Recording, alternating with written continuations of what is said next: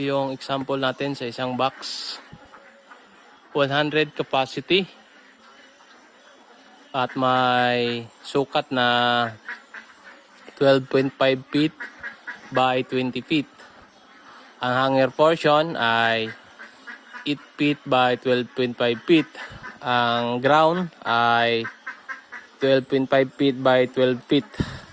So total lahat ay 12 feet by 20 feet. At capacity po nito ay 100 heads. Ang kanilang painuman, dyan yung kanilang painuman. At dito na portion ang kanilang paitlugan.